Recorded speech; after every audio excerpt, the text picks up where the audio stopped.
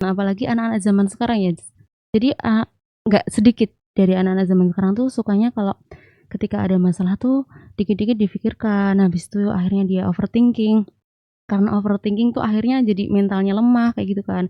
Akhirnya dia karena mentalnya lemah terus sedih kayak gitu. Aku pernah baca kalau misalkan stres itu adalah respon tubuh kita. Jadi respon tubuh ketika tubuh itu mendapatkan tuntutan ataupun tekanan dalam hidup. Karena kalau misalnya kita lagi stres gitu kan kita tuh sebenarnya kayak butuh tempat bersandar gitu ya Kak. Iya benar banget. Ya tempat bersandar yang paling kekal ya cuma sama Allah kan. Iya benar. Podcastan. Assalamualaikum warahmatullahi wabarakatuh. Halo teman-teman, aku Ella. Dan aku Syifa.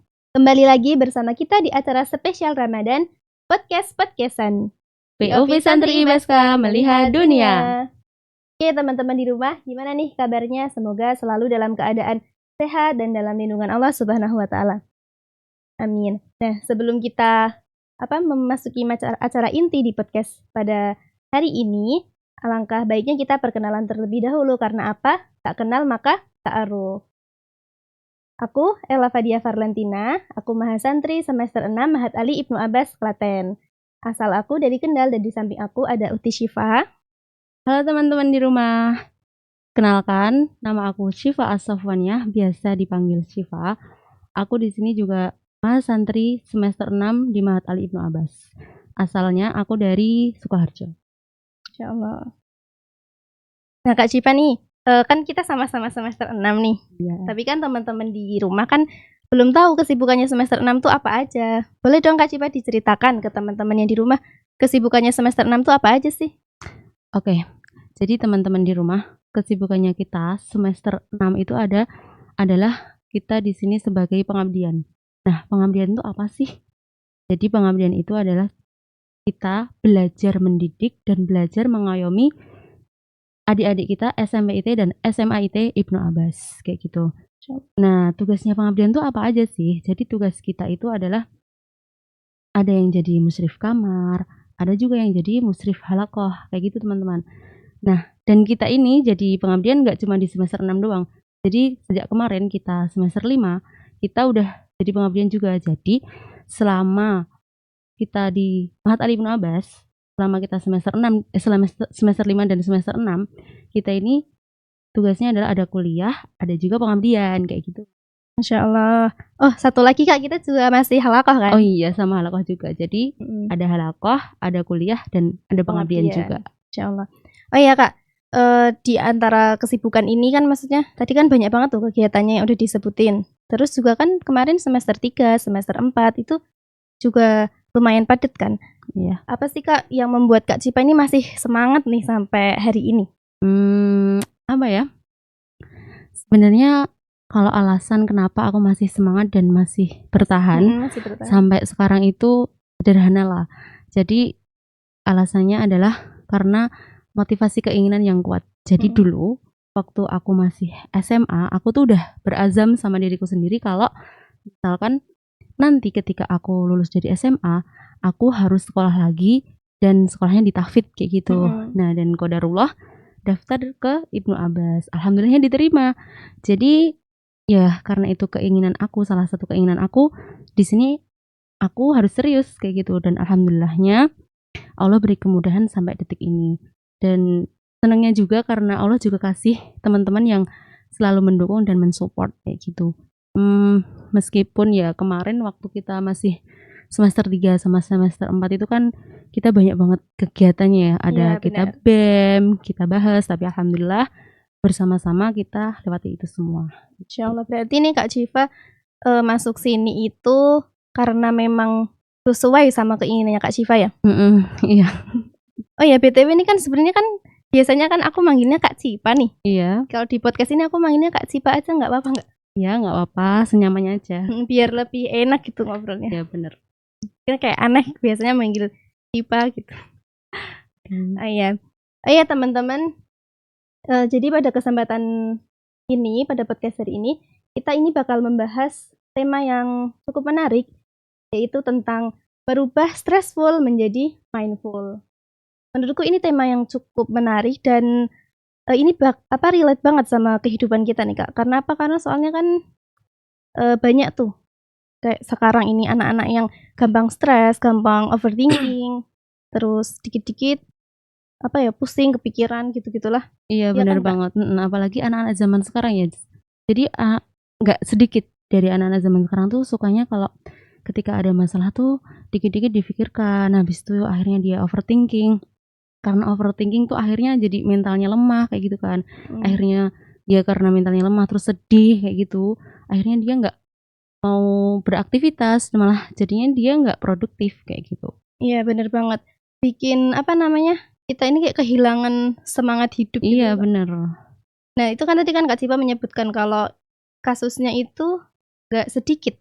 Jadi kan banyak ya, hampir semuanya kita tuh pernah ngerasain stres, overthinking, dan sampai gak produktif sama kegiatannya kita kan. Iya. Nah, kenapa sih kok bisa banyak banget tuh kasus kayak gitu tuh? Pemicunya apa sih Kak? Oke, pemicu stres ya. Oke. Jadi aku pernah baca buku, sebelum kita tahu pemicunya stres ini, kita juga perlu tahu dulu nih, stres itu apa sih kayak gitu. Jadi aku pernah baca kalau misalkan stres itu adalah respon tubuh kita. Jadi respon tubuh ketika tubuh itu mendapatkan tuntutan ataupun tekanan dalam hidup, baik itu di lingkungan kerja, di rumah, ataupun di masyarakat kayak gitu. Nah, dan pemicunya ya ini, tekanan ataupun tuntunan itu. Nah, sedangkan kalau dalam Islam, stres itu merupakan ujian ataupun cobaan dari Allah kepada hambanya untuk menguji keimanan dan kesabaran hamba tersebut kayak gitu. Oh, berarti stres itu juga bentuk ujian ya Kak ternyata. Iya, bener banget. Dan bentuknya itu berupa tekanan-tekanan gitu. Tapi bener sih Kak, emang karena kan kita ini selama hidup ini kan emang banyak banget ya tekanannya. Dan kadang tuh nggak dari satu sisi gitu loh. Ya bener banget, dari mana-mana. Dari banyak arah. Dan itu tuh kalau misalnya kita nggak punya benteng yang kuat, nggak punya tameng, ya pantas aja kita bakal gampang stres gitu kan. Ya, bener. Terus ngomong-ngomong soal ini tameng membentengi diri dari stres nih, ada nggak sih Kak mungkin cara biar kita tuh nggak gampang stres, atau kalau misalnya kita nih udah terlanjur stres mungkin ada sesuatu yang bisa kita lakuin biar kita itu stresnya nggak berlebihan dan bisa lebih mengendalikan diri. Oke, jadi gini, supaya kita itu terhindar dari stres gitu ya maksudnya. Jadi supaya kita terhindar dari stres dan ataupun mungkin kalau misalnya kita udah stres, kita bisa mengelola stresnya agar nggak over dan bisa mengendalikan diri kita itu. Aku pernah baca ada 4 cara kayak gitu. Yang pertama adalah melibatkan segala urusan kita pada Allah kayak gitu. Jadi kalau misalkan kita itu udah melibatkan semuanya urusan kita, hidup kita itu pada Allah, maka insya Allah kita itu akan lebih tenang. Jadi hidup kita juga akan lebih terarah kayak gitu loh. Kita nggak terlalu ambil pusing dan nggak sibuk mikirin gitu loh. Jadi kita lebih tenang gitu rasanya. Contohnya ya, contoh real life ini. Jadi kemarin sempat pas aku sebelum ujian, jadi jauh-jauh hari sebelum aku ujian itu, aku tuh ngerasanya kayak bingung sama diriku sendiri. Aku tuh sebenarnya udah siap belum sih ujian kayak gitu. Ya sebenarnya udah persiapan udah, tapi aku ngerasanya tuh belum siap dan kayak nggak yakin gitu ya. Aku tuh juga bingung, mikirin terus, khawatir gitu loh. Aku khawatir nanti kalau misalkan aku mau ujian, aku takut gagal kayak gitu. Aku takut nanti kenapa-napa. Jadi rasanya tuh bingung banget kayak gitu. Nah, sampai akhirnya sampai akhirnya kalau ada orang yang tanya ke aku, "Syifa, kapan nih ujian?" gitu. Itu tuh aku jadi sebel gitu. Iya, sensi jadinya ya Kak. Iya, karena sih nanti aku kalau udah siap juga aku insyaallah ujian kayak gitu. Jadi kayak aku tuh terbayang-bayang kapan ujian kayak gitu. Jadi nggak tenang gitu loh. Tapi alhamdulillahnya kurang lebih kayaknya kira-kira sebulan sebelum aku ujian kayaknya itu aku sempat pulang ke rumah.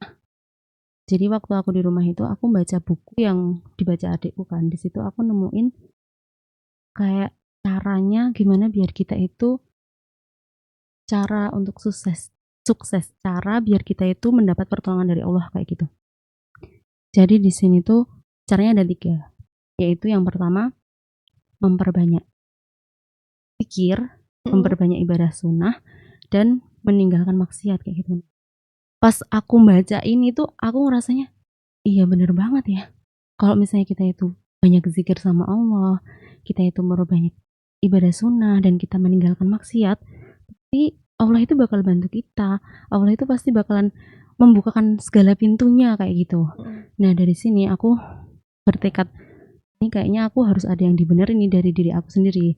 Nah setelah aku balik ke pondok, ya sedikit demi sedikit aku mulai ya melakukan 3 hal ini.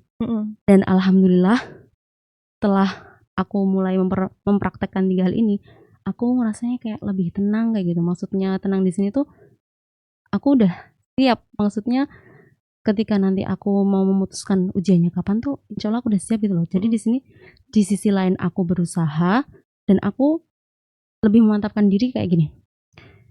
Kayak aku udah usaha, untuk hasilnya nanti aku serahkan ke Allah. Untuk nanti kedepannya gimana, aku yakin pasti semua yang direncanakan Allah itu adalah hal yang baik buat aku. Kayak gitu. Jadi rasanya tuh kalau misalnya kita melibatkan diri kita sama Allah, hidup tuh lebih tenang kayak gitu loh. Gak pusing kayak gitu. Aku ngerasa. Insya Allah. Setuju sih Kak. Setuju banget. Karena kalau misalnya kita lagi stres gitu kan kita tuh sebenarnya kayak butuh tempat bersandar gitu ya Kak. Iya benar banget. Ya tempat bersandar yang paling kekal ya cuma sama Allah kan. Iya benar. Dan kalau tadi tuh yang kayak memperbanyak zikir itu juga aku setuju banget tuh Kak. Karena kalau lagi stres itu tuh kan apa ya, jadi waktu yang pas banget tuh buat setan-setan itu masuk ke pikiran-pikiran orang yang lagi stres, iya, lagi banyak pikiran. Dan itu kan kalau misalnya kita nggak banyak zikir itu kan bakal menjerumuskan kita ke arah-arah yang negatif ya.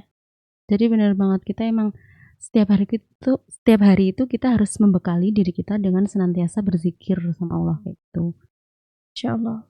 Terus tadi ini berarti yang cara pertama itu adalah dengan mendekatkan diri kepada Allah. Intinya kita mencari ketenangan itu sama Allah ya Kak. Iya benar. Terus yang kedua Kak? Oke, yang kedua itu adalah kita ikhlas dan sabar kayak gitu. Jadi maksud ikhlas sama sabar di sini itu apa sih? Jadi maksudnya itu adalah kita ikhlas dan sabar ketika kita itu mendapatkan suatu hal yang tidak kita sukai. Maksudnya nggak sesuai sama kemauannya kita kayak gitu loh. Contohnya ya, misalkan dalam organisasi. Biasanya kalau Mas Santri itu organisasinya apa sih? Kita kan ada BEM kan? Iya benar BEM ya. Nah BEM itu kan ada berapa divisi gitu ya. Misalnya kita ambil satu contoh divisi media Kak, mungkin biar lebih relate kan Kak sih Pak media. Oke ya media ya. Jadi misalkan gini nih. Misalkan waktu pelantikan kita terpilih jadi media. Tapi kita tuh nggak pengen jadi media aslinya gitu loh. Jadi nggak mau jadi media. Nah kalau misalkan kita itu nggak ikhlas, maksudnya dari sejak pertama kita nggak berusaha buat ikhlas menerimanya, nanti tuh respon kita pasti bakalan negatif kayak gini. Kok aku jadi media sih? Aku nggak mau, media kan kerjanya banyak, pasti nanti susah kayak gitu kan. Kayak gitu. Berbeda kalau misalkan dia itu mencoba untuk ikhlas, dia pasti responnya juga positif kayak gitu. Misalkan kayak gini, alhamdulillah aku dapat media nggak apa-apa. Ini berarti mungkin aja Allah tuh pengen aku belajar gitu. Jadi mungkin aja aku tuh juga pengen Allah tuh pengen aku berdakwah melalui media kayak gitu. Tuh. Berarti kalau kita bisa ikhlas itu tuh jadinya kita sedang memperbaiki sudut pandang ya Kak. Gitu. Kalau misalnya kita ikhlas ya insya Allah yang akan ada di bayangannya kita, terus yang kita pikirin itu adalah yang positif-positif. Ini juga belajar biar kita tuh lapang dada kayak gitu. Gitu. Nah tapi di sini kalau misalnya kita udah ikhlas nih, nah di situ waktu kita menjalaninya ini kita nggak cukup aja cuma ikhlas doang, jadi kita perlu sabar juga karena kan nggak mungkin ya ketika kita menjalani itu mulus, pasti adalah ya kendala-kendala ataupun masalah-masalah itu pasti datang kan. Nah di sini kita diminta untuk sabar kayak gitu. Contohnya kalau di media itu biasanya kendalanya apa sih? Itu Kak banyak revisi kan? Iya benar, banyak revisi, apalagi media itu kan kerjanya buat semua divisi kayak itu ya. Di mana semua acara memerlukan media. Iya benar banget. Nah biasanya kan media ini biasanya diminta buat bikin banner lah atau poster, video kayak gitu kan. Nah, di sini apalagi kalau misalnya ketika bikin kayak gitu terus diminta revisi lagi. Nah, kalau kita tidak membentengi diri kita dengan kesabaran, ini nanti juga sama.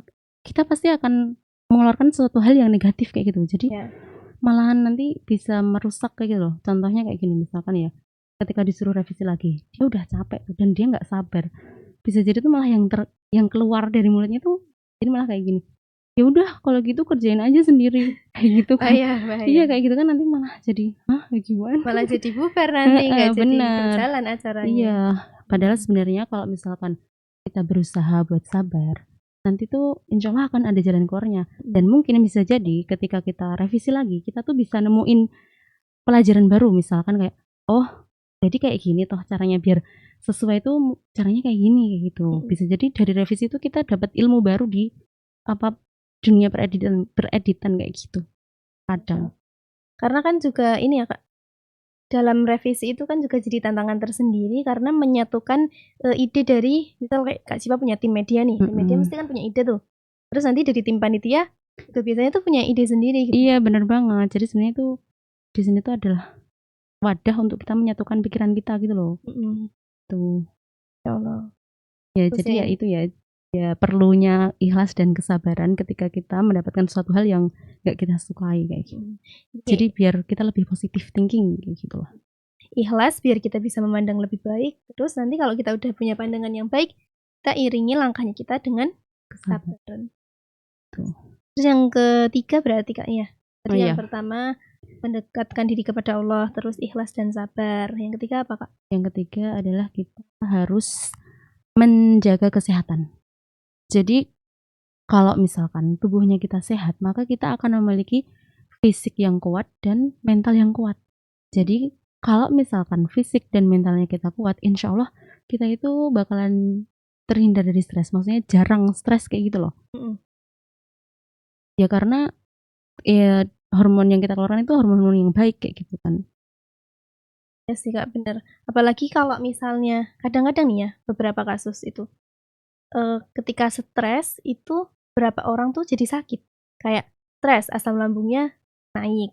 Habis itu nanti mungkin sakit-sakit yang lain juga tiba-tiba kumat gitu kan. Iya. Kayak orang yang sehat aja kadang karena stres itu jadi tumbang. Apalagi yang gak jaga kesehatan ya kan. Apalagi kan kalau misalnya kita stres itu kan biasanya seringnya tuh bikin kepala sakit kan. Nah kayak gitu. Jadi nanti kalau misalkan dia nggak jaga kesehatan, nanti malah tambah sakit kayak gitu, tambah drop. Tuh. Ya, jadi nah di sini teman-teman juga bisa nih cara biar salah satu menjaga kesehatan itu bisa dengan memperbanyak air putih, minum air putih gitu sehari ya 8 gelas lah ya 2 liter kayak gitu. Karena kalau kita memperbanyak air putih, maka kandungan oksigen dalam tubuh kita itu juga insya Allah pas kayak gitu loh. Jadi kebutuhan oksigennya kita itu terpenuhi. Iya. Juga kalau misalnya kita konsumsi banyak air putih itu katanya bikin kita lebih fokus ya Kak? Iya, lebih fresh juga. Jadi kalau kita fokus ya otomatis kita akan berpikir lebih baik gitu ya Kak? Ya lebih baik, lebih jernih juga. Nah, selain minum air putih mungkin ada tips lain yang sederhana yang bisa kita praktekin. Oke. Tips lain untuk menjaga kesehatan karena yang lebih simpel gitu ya. Mungkin bisa juga dengan jalan-jalan, banyak jalan kayak gitu loh. Bisa tuh kita mentargetkan sehari minimal 3.000 langkah misalkan langkah, gitu. Dikit ya. Iya, soalnya jadi jalan-jalan itu selain biar kita sehat, ini tuh juga biar mata kita tuh fresh kayak gitu loh. Fresh karena apa? Karena kalau pas kita lagi jalan-jalan tuh yang kita lihat tuh banyak, ada pemandangan, ada orang-orang yang lagi beraktivitas kayak gitu. Berbeda kalau misalkan kita itu cuma mengurung diri di rumah, di kamar gitu misalkan ya. Nah, yang kita lihat apa ya? Paling cuma tembok, habis itu kasur, bantal guling kayak gitu kan. Habis itu HP. Iya benar, biasanya kan kalau anak sekarang di kamar tuh seringnya scroll HP gitu kan. Iya. Gitu. Dan itu kalau misalkan lebih sering di kamar, mengurung diri, terus scroll HP itu tuh nggak baik juga buat kesehatan. Iya, itu kayaknya energi negatif tuh terserap semua bener, gitu ya. Benar banget. Udah apalagi kalau misalnya lagi stres terus kita mengurung diri di kamar. Wah, itu kayaknya ya, Kak, tembok tuh jadi tembok ratapan. Iya bener. Kayaknya semua bayangan-bayangan negatif tuh keluar semua gitu di tembok. Apalagi kalau misalkan lagi sedih gitu. Mm-mm. Lagi sedih terus dia buka HP. Mungkin dia ngerasa kayak enakan, tapi itu tuh sebenarnya dia nggak lagi enak. Mungkin rasanya cuma sebentar kayak gitu loh. Jadi nanti kalau udah nggak pegang HP lagi dia mesti kembali lagi sedih lagi kayak gitu Jadi loh. kayak melampiaskannya tuh ceritanya kayak mau lupa masalah gitu ya, Kak. Kayak gitu. Jadi Ternyata lebih malah baik nambah. nggak main HP kayak gitu. Ya soalnya juga kadang tuh ya, Kak, pernah ngalamin kayak lagi sedih gitu, buka HP tuh, kadang tuh HP-nya tuh isinya tuh sedih-sedih tiba-tiba, Kak. Iya karena ya itu tadi kan ketika kita sedih yang keluar dari vibes-nya tuh juga sedih-sedih jadi HP-nya Jadi juga tak ikutan. bikin galau kan. Iya bener banget. Ternyata ini jadi bisa disimpulin nih, selain kita juga menghindari mengurung diri, maksudnya kita harus jalan-jalan gitu, kita juga harus menghindari HP nih, Kak. Iya bener, lebih baik baca Al-Quran aja gitu. Ya Masya Allah, ya Iya, ngaji, baca kan itu buku. positif itu. Atau enggak dengerin ini podcast-podcastan. Ya terus tadi itu udah yang ketiga ya, Kak? Ya yang Jadi ketiga. masih ada satu lagi Ya yang masih terakhir. ada yang terakhir. Kita menjaga hubungan baik dengan sosial. Jadi menjaga hubungan baik dengan teman, guru, ataupun orang tua kayak gitu. Jadi kenapa? Karena kalau misalkan kita itu hubungan kita baik dengan sosial, maka hidup kita juga akan tenang kayak gitu loh. Karena apa? Karena di sini ketika kita menjaga hubungan baik dengan sosial, maka kita akan insya Allah akan terhindar dari permusuhan, terhindar juga dari kebencian kayak gitu. Karena nggak enak gak sih kalau misalnya kita itu hidup sama orang, tapi yang ada tuh cuma kebencian atau sebel sama orang itu nggak enak kan ya? Ya, apalagi itu kayaknya malah bikin kita tuh memikirkan hal-hal yang harusnya kita nggak pikirin. Misalkan gini ya, misalnya kita sebel sama teman tuh. Habis itu kita kan sering ketemu tuh. Ya. Tapi mesti nanti, apa sih ngelihat dia terus lagi.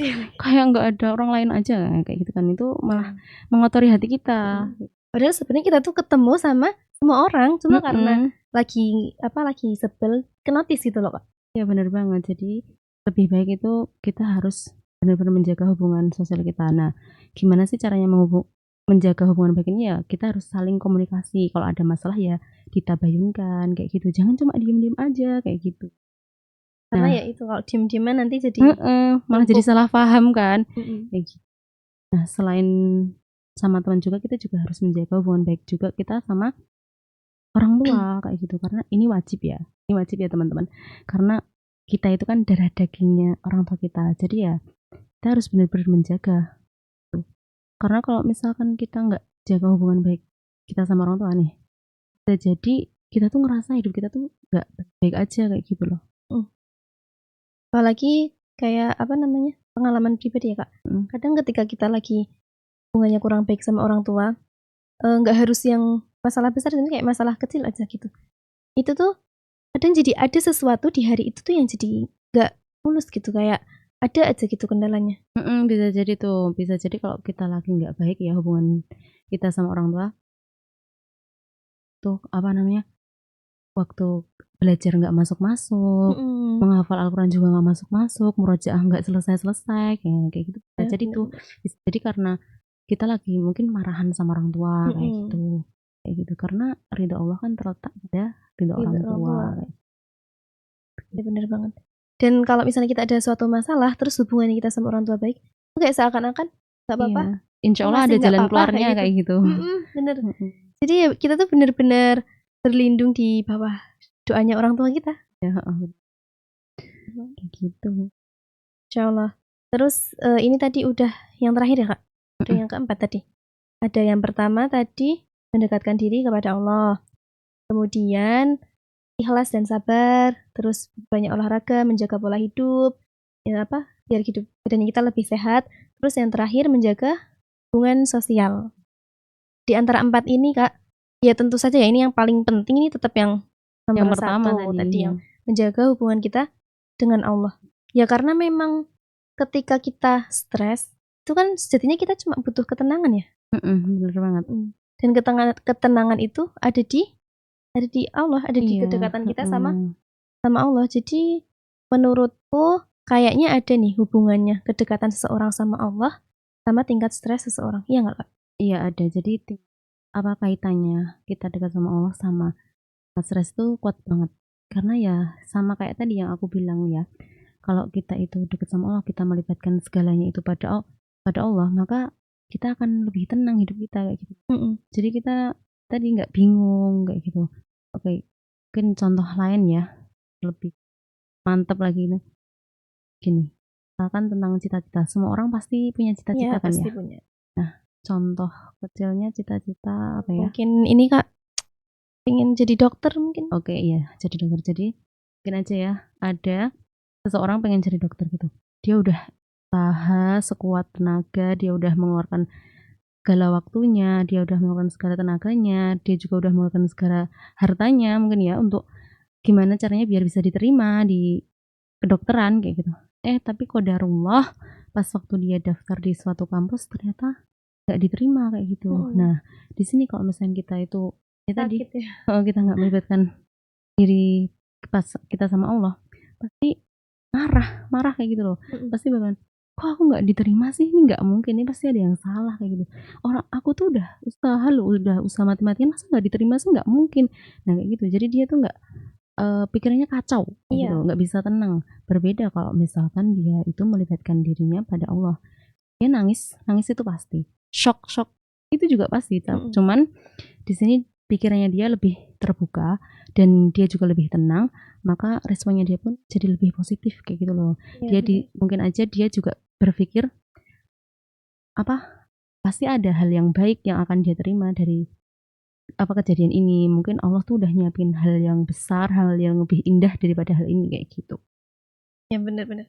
Aku jadi semakin yakin sih Kak sama kalimat ini. Pernah denger nih, ketika kita mendapati suatu kegagalan atau kita nggak berhasil meraih sesuatu, itu tandanya Allah itu sedang menyelamatkan kita dari hal yang buruk dan menyiapkan sesuatu yang lebih baik. Ya, bener banget kan bisa jadi juga ya kalau misalkan dia itu diterima di kedokteran di tempat dia daftar itu, di kampus yang dia daftar itu, mungkin aja di situ lingkungannya nggak baik buat dia kan, daripada dia terjerumus maka Ya benar. Allah gagalkan dia di situ kayak gitu biar cari tempat yang lain atau mungkin Allah ada hadiah yang lebih besar buat dia kayak gitu. Ya intinya tuh gitu, kalau misalnya kita melibatkan diri sama Allah, kita nggak bingung lagi, kita nggak sedih dan kita nggak putus harapan kayak gitu. Jadi tuh aku pernah baca ayat Al-Qur'annya kayak gitu. Surat Al-Baqarah ayat 257 bunyinya Allah waliyul ladzina amanu yukhrijuhum minadh dhulumati ilan nur walladzina kafaru awliya'uhumut taghutu yukhrijunahum minan nur ilal dhulumat. Jadi di sini selain Allah itu menciptakan, Allah di sini juga sebagai pelindungnya orang beriman. Jadi Allah itu akan melindungi seorang yang beriman. Nah, maksudnya melindungi di sini itu apa? Allah itu akan mengeluarkan seorang yang beriman itu dari kegelapan menuju cahaya. Nah, cahaya di sini tuh maksudnya bisa jadi karena maknanya luas ya cahaya di sini maksudnya tuh. Bisa dari cahaya kesesatan menuju hidayah, cahaya kesedihan menuju kebahagiaan ataupun cahaya ketidakpastian menuju cahaya ketenangan gitu. Ya Allah. Berbeda kalau misalkan kita itu berpaling dari Allah, maka di sini itu tadi akan masuk ke dalam kegelapan. Jadi keluar dari cahaya menuju kegelapan kayak gitu. Jadi ini kita jadi semakin tahu bahwasannya ketika kita ditimpa masalah, itu ya masalah jalan keluar dari masalahnya kita itu hanya pada Allah ya Kak? Iya, pondasinya kita ya kita bersandarnya sama Allah. Dan ketika kita justru semakin menjauhi Allah, ya kita akan semakin jatuh di masalah itu. Benar, malah jatuh ke dalam kesesatan, kegelapan kayak gitu. Insya Allah ini sangat menyentuh gitu Kak. Kayak ya karena memang kita kan hidup gak terlepas dari masalah ya. Ya benar. Mungkin teman-teman di rumah juga kayak misalnya sekarang lagi banyak masalah. Ini Masya Allah pembahasan kali ini insya Allah menambah banyak insight positif banget ya Kak. Dan gak kerasa nih kita udah hampir mau 30 menit ya kita ngobrol tentang berubah stressful menjadi mindful. Semoga ya yang tadi kita obrolin ini benar-benar menambah insight positif sehingga kita jadi bisa mindful itu tadi. Amin. Nah, sebelum kita akhiri segmen segmen sore hari ini. Mungkin Kak Cipa boleh ngasih closing statement dulu ke teman-teman yang di rumah. Oke, jadi teman-teman Ibaska dimanapun kalian berada, aku pengen pesan. Aku mau ngasih pesan. Jadi gini, ingat teman-teman, Allah itu akan senantiasa selalu berada di dekat kita, bahkan lebih dekat daripada urat nadi kita sendiri. Maka jangan ragu untuk terus mendekat dan terus mendekat kepada Allah agar apa? Agar hidup kita lebih tenang. Karena kalau hidup kita udah tenang, maka kita akan lebih percaya diri. Kita juga akan lebih siap untuk menghadapi segala tantangan yang akan hadir dalam hidup kita. Dan tentunya kalau kita dekat sama Allah, maka hidup kita akan bahagia. Bahagia baik di dunia ataupun di akhirat. Insya Allah. Makasih ya Kak Cipa. Ini Ya. kita udah sharing-sharing banyak nih tentang stressful tadi. Biar gimana caranya biar stressfulnya berubah menjadi mindful. Makasih sharing-sharingnya. Semoga ini benar-benar menjadi pelajaran berharga buat aku sendiri juga, terutama buat teman-teman di rumah. Amin. Dan sebelum aku akhiri, aku juga mau ada closing statement nih buat teman-teman di rumah. Buat teman-teman dimanapun kalian berada, siapapun yang mungkin sekarang lagi ngerasa overthinking, terus lagi cemas sama masa depan, stop teman-teman. Stop buat berpikir tentang hal-hal yang gak perlu, yang justru itu akan merusak diri kalian. Kenapa? Karena besi itu gak rusak kecuali karena karatnya sendiri.